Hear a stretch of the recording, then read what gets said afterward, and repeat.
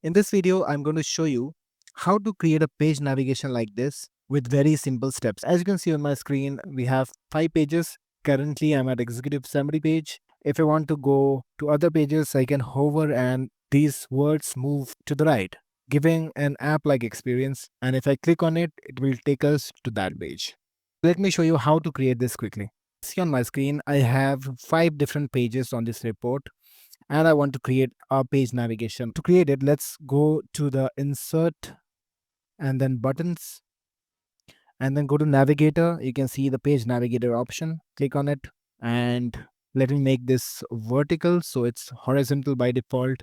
Let's open the format option. From here, we can go to the grid layout and you can change the orientation from horizontal to vertical. And here, let's make the padding as 0 as we don't want any padding. Next, let's change the shape. So go to shape and from here choose the shape as a rounded rectangle and I can make the rounded corner as 50%. Now you can choose one color from your color palette that you're following in your report, or you can choose any color as per your theme. Close the shape and go to style.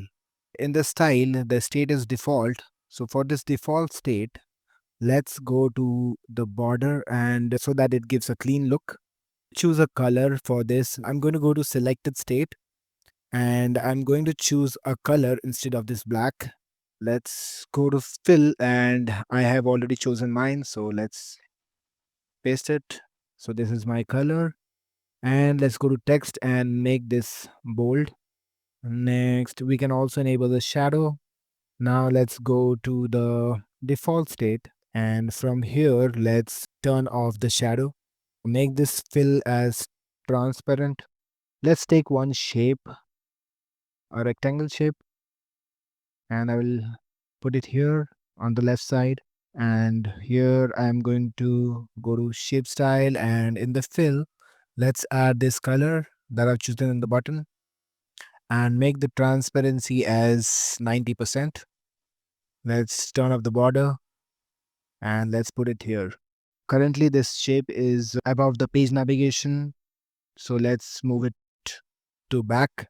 So go to format and send to back. Now this is on top and I can click on it and go to the style and here in the default state, I don't want this white color. So let's go to fill option and make it transparent.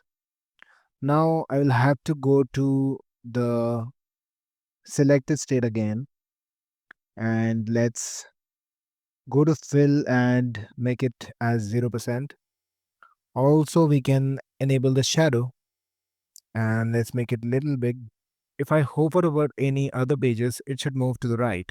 So for that, let's go to the hover state and from here, let's change the padding. So in the left side of the padding, let's instead of 0, let's add 5. So if I hover over any other pages, see it moves to the right. I want to add icons to each pages. We'll have to add it here in the page name. So let's add space and to add an icon, we'll have to type Windows plus dot. So if I hold Windows and click on dot, we can add emojis here. So for executive summary, we can also search. Currently, I have it here. So if we search bulb, we have this here. I have added the bulb emoji in the executive summary. Simulate for glossary.